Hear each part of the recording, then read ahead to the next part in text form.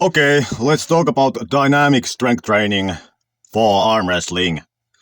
So, like some people have said that strict curls are not good for arm wrestling and stuff like that, and in general that dynamic exercises are not that good for arm wrestling because arm wrestling is about isometric strength and not dynamic strength. But couple of things about this topic, and my point in this video is just to make the point that saying that dynamics training isn't good for arm wrestling might be jumping into conclusions, Not that it's for sure is good for arm wrestling, but just the case for it not being good might not be that clearly against it.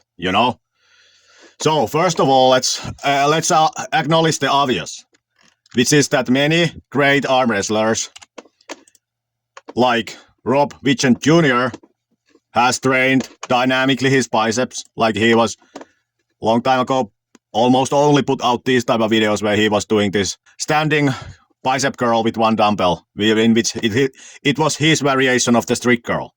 And then Irakli does train the strict curl, Patso does train the strict curl.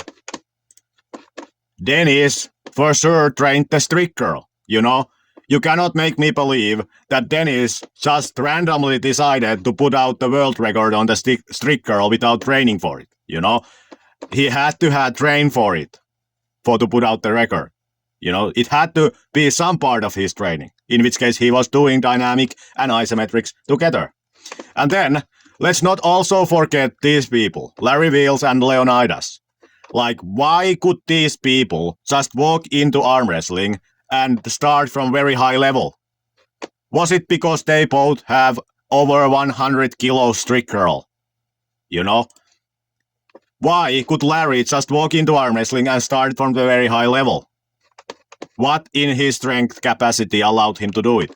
Because he for sure was not training isometrics before he started arm wrestling. But he had 105 kilo strict curl. So again, and Leonidas has 100 kilo strict curl. So saying the dynamic exercises would be worthless, to me is jumping into conclusions. Because we have this kind of evidence. Evidence of arm wrestlers doing it, high-level arm wrestlers doing it, and evidence of powerlifters doing it, and who just transferred to arm wrestling and started from very high level. Yes, Larry Wheels couldn't defeat the schoolboy, but schoolboy was a champion. You wouldn't expect somebody who just started arm wrestling to defeat the schoolboy. But Larry still started from the very high level. Why? Because he was doing just dynamics. If dynamics are worthless for arm wrestling, why did Larry Wheels start from the high level? And why did Leonidas start from the high level? If dynamics are worthless. And then let's consider also this. Isometric strength is always higher than concentric strength. You cannot change the reality that the isometric strength is always higher than the concentric strength, meaning then that it has to be so that if the concentric strength increases, so does the isometric strength maximum. Other way around, there might be a gap. If you just do isometrics, the concentrics might lag behind, meaning that this isometric point, if you just train for it, might get here, in which case this graph goes like this. But if you train these concentrics, you might get this kind of effect. It has to increase the isometric maximum also. Maybe not so greatly as if just training isometrics, but because these exist in this kind of continuum, meaning that the line here never breaks, and the isometrics is always higher than the concentrics. Then it has to be that there is a connection. You cannot escape this reality that they are connected. You cannot escape it. They are always connected, and the isometric is always higher than the concentric, meaning then that if Larry Wheels strict curls 100 kilos, his isometric will be even stronger than that. Alright? Then also, oftentimes people make the argument that somebody who had strong biceps and had trained for biceps still lost in arm wrestling. People oftentimes make this argument. But this is the reality with it. Specialization loses to well-roundedness. Let's take another example. Let's say that the person only trains pronation. This person only trains the pronation. He doesn't train bicep, he doesn't train side pressure, he doesn't train any other arm wrestling strength. He just trains pronation. And then he loses. Does that mean that pronation is worthless? And you shouldn't train the pronation? Does that mean that? No! It means specialization loses to well-roundedness. Alright? The same thing here. Even though somebody would be bicep specialist, they might still lose. Not because bicep dynamic strength of the bicep is worthless, but because specialization loses to well-roundedness. So first point being that dynamic strength has to be correlating with the isometric strength because the isometric is always greater than the dynamic. And the second point being that you cannot conclude that if somebody who has specialized strength, for example in the bicep, loses, that therefore the thing that they had was worthless for arm wrestling. Because if one would specialize in strength, in which we know is important for arm wrestling, they would still lose without the other strengths. You know? That's the only thing that you can take away from it. If somebody who is specialized for bicep strength loses, is that it does not mean that the bicep is worthless. It means that specialization loses to well-roundedness. All right? Then, let's go to the grip world. All right. Many people also make the case that the grippers, the tick handles, and the dynamometer are different and their strength in them does not correlate. They also make this kind of comparison. But consider that in the grippers, this is the hardest position in the gripper, meaning your fist is pretty closed. And the gripper only trains the fingers. And that it is a high skill thing. These grippers are high skill. When you see those elite gripper guys close these grippers, they have a very particular mechanism how they set the gripper up, how they do everything with the gripper, how they place their pinky finger, in what crack and fold they put everything in that gripper. So when a person who has never tried the gripper, even though they would have put out good numbers on the dynamometer, if they try the gripper without knowing any techniques of the gripper, they might perform poorly because the gripper is a high skill thing. You have to acknowledge it. And then, what if the gripper guy, who is very good at the gripper, tries the rolling tick handle and fails in it, or is not phenomenal in it? Note that the rolling tick handle also requires thumb strength and wrist strength, none of which is trained with the gripper. So if the gripper guy fails with the rolling tick handle, was it because their fingers were weak due to the gripping with the gripper, or was it because their thumb and wrist are underdeveloped? You know? So you cannot take this comparison for the just saying, I was good at this and then I weren't great in this and therefore this doesn't transfer. And then this device. It also trains the fingers, but it is slow skill. A lot less skill is required with this device than with the gripper. So even though you would put out good numbers with this, it doesn't then automatically mean that you should be able to be great at the grippers. You know, because the gripper, again, is a high skill thing. If you are comparing your numbers to the elite people who close these grippers, they have a very particular thing what they do with the gripper when they close it. So if you just walk in it and do it, like expect to perform poorly without some kind of strategies and technique. Like it's the same as if you are good at deadlift and then you try some of those Olympic lifts, like the clean and jerk and stuff like that. Obviously, you cannot do very much on them because they are high skill activity. Okay, then another thing with the dynamic things and isometric things, which is many people have this weird idea about the dynamic things and the isometric things, in which they just think about that they are different. That the world exists so that the concentric and isometrics are separate things. But this is not the case, because it's just in your head, kind of, because there is the eccentric viewpoint, meaning that many of the things which are categorized as either concentric or isometrics, from the viewpoint of eccentrics, can be also categorized as just different methods of eccentrics. You know? For example, submaximal dynamic work can be just categorized as a subtype of eccentric training. Failed and maximal isometric things, in which there is an eccentric component, can be also categorized as just a subtype of eccentrics. As well as seat movements and failed and maximal dynamic movements, they also have eccentric component strongly in them, and hence they also are a subtype of eccentric training. So note that this dichotomy between the concentric and isometrics is only in your head.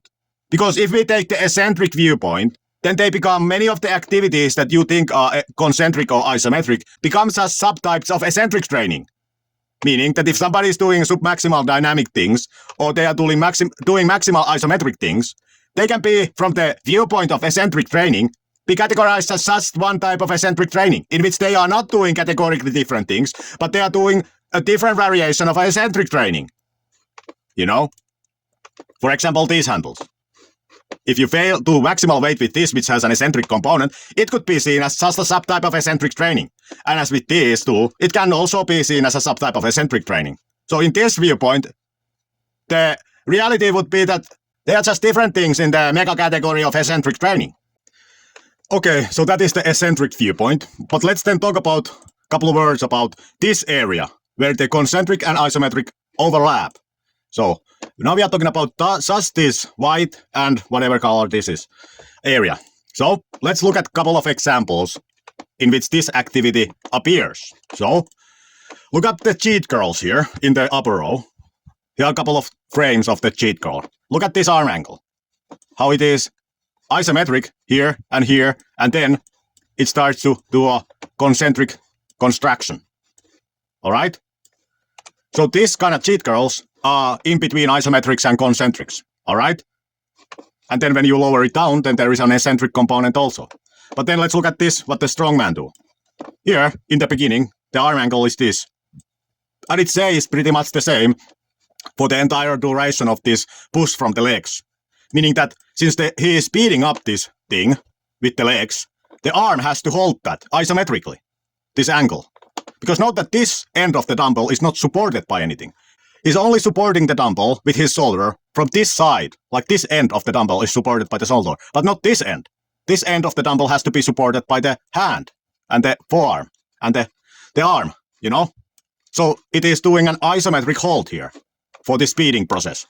And then it is doing this concentric motion, you know, with the help of the momentum it gained from this isometric hold and the leg drive. So this is also in between realm of the concentric and isometric activity, you know? So it's, again, not so black and white when we look at this situation.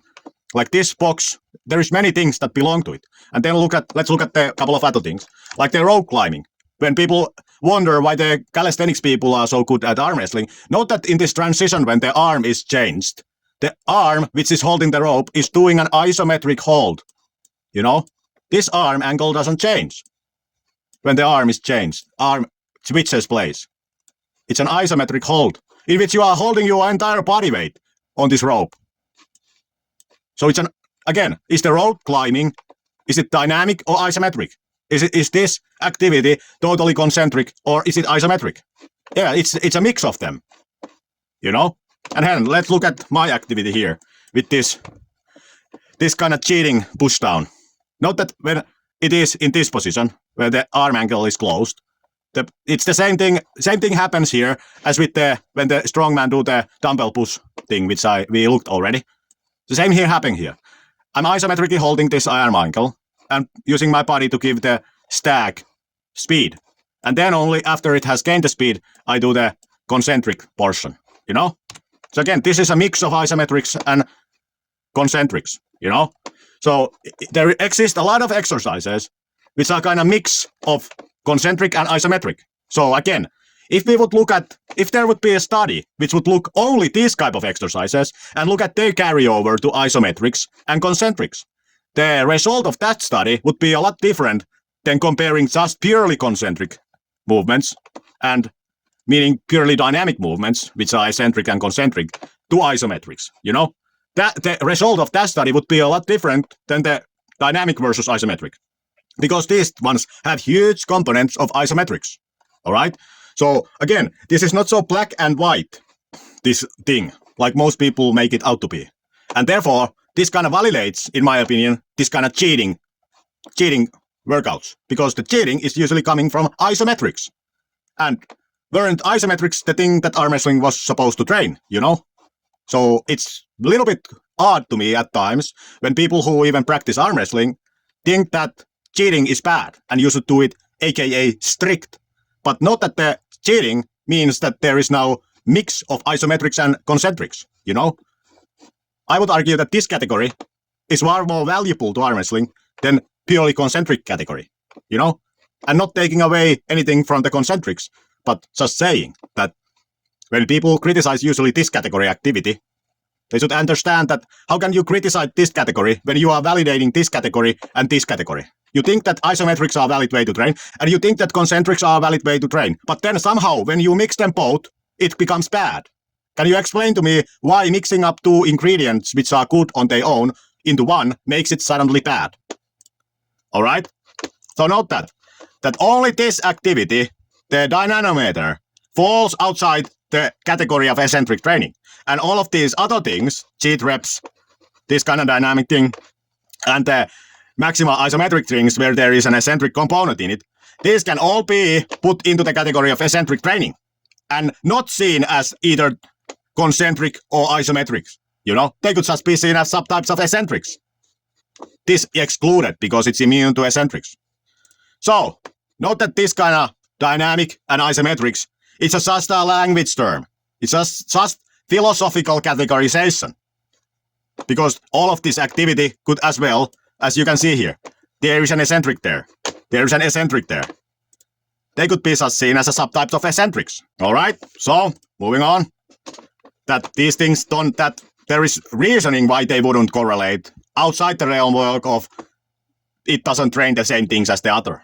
You know, it's just so, it's not so clear and cut case that this is the only conclusion to come from it.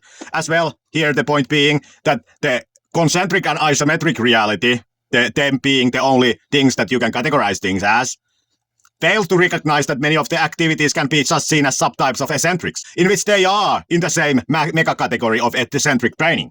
Alright? So, then let's next look at some of the studies and what they conclude. Two meta-analyses on which look this kind of thing, which we are talking about. And what does this conclude? There is strong evidence that isometric and dynamic strength present separate neuromuscular domains. Alright? Then here. The limited transferability of dynamic strength to non-trained isometric constructions suggests that these two strengths outcomes represent different neuromuscular domains. Alright, so these conclude the same thing, that they seem to belong on the different neuromuscular domains. But here is the reality of what the people in these studies mostly did. Let's look at the flaws in the reasoning here. If you go to and look what the most of the shit they did was, they were doing stuff like comparing a deadlift to an isometric mid-thigh pull. Deadlift being this activity and the isometric mid-thigh pull being this activity. You know? Now consider it. Do you think that if you would train this isometric hold position, it would make you stronger in the deadlift? Think about it. This is not the sticking point in the deadlift. And, as we already know from this book and this image, when the isometric training is done in the mid-range of the joint, it usually strengthens all the joint angles. But when it is done in either of the hyperextended position, meaning the mostly straight joint position, or in the fully constructed position, it doesn't transfer that well to the mid-range or above it, to the other side. You know, it just strengthens the area that it is trained. Which is not the case when this training is done in the mid-range. Alright? Then consider this isometric mid-thigh pull. Is it mid-range training or is it in the hyperextended position or in the fully constructed position? I would categorize that in this. The joints are almost straight. In which case it's not this mid-range isometric training, and hence you wouldn't expect this to strengthen all the joint angles. And note also that in the deadlift, you would not expect the deadlift to that much strengthen this position, because this is not the hardest position in the deadlift. It's usually separating the bars from the floor and getting over your knees, which is the hardest thing in the deadlift. Not this. So if doing deadlifts did not strengthen this, then does it then mean that dynamic strength training does not correlate with isometric strength training? Or isometric strength? No! It means that you were comparing apple and oranges. So you cannot ever forget the incompetence of these people. Like, they were training with this and then testing it with this. This is not the hardest position in the deadlift. You wouldn't expect the deadlift to strengthen this maximally. You should have done this below the knees. then you would have a better comparison. Does the deadlift correlate to isometric strength training? Or does the deadlift correlate with isometric strength in the hardest position of the deadlift for the isometrics? You know? You are comparing apple and oranges here, and you are violating already known science that the fully open position isometric strength training doesn't strengthen all the joint angles. You should have done the isometric training in a mid-range position to give any type of conclusion. Does the isometric strength training then carry over to the dynamic strength, and vice versa? This is comparing apples and oranges. So, because of these kind of huge flaws in this whole system, like, take what you want from this, but for me, the data is still inconclusive.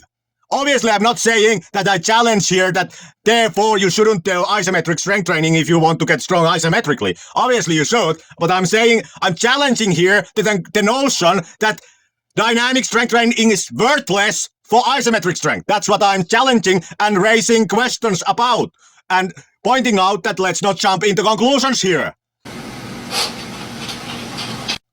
So that's what we get from the studies. But again, this reality never is violated, that the isometric strength is always greater than the concentric strength. You know? Even this considered, this reality cannot change. But then, let's now recognize the true reality, which is this. This person, the red hand, trains isometric biceps. The green hand trains isometric bicep training and dynamic bicep training together. He does them both. This purple hand trains isometric bicep training, dynamic bicep training, and ballistic bicep training. He does them all in his strength training program. And the blue hand trains the isometric bicep training, dynamic bicep training, ballistic tricep training, and Abraham bicep training. He does them all. The Abraham bicep training, meaning the Abraham protocol we have talked about previously in this series on isometric training, which is the sub-maximal training, which I done daily. The 40% of one repetition maximum holds. He does them all. So, even though the dynamic bicep training does not that well correlate with the isometric bicep training, does it then mean that you shouldn't include it in your strength training program? Meaning then, does it mean that the red hand here performed better than the green hand?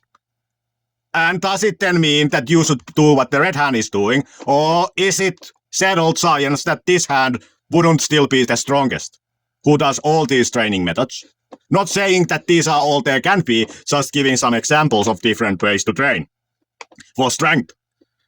You know? So, the conclusion of this video, and my thesis here, is not that it is wrong that the dynamic strength does not that well correlate to isometric strength. I'm not challenging or trying to disprove it, but I am noting out that let's not jump into conclusions here.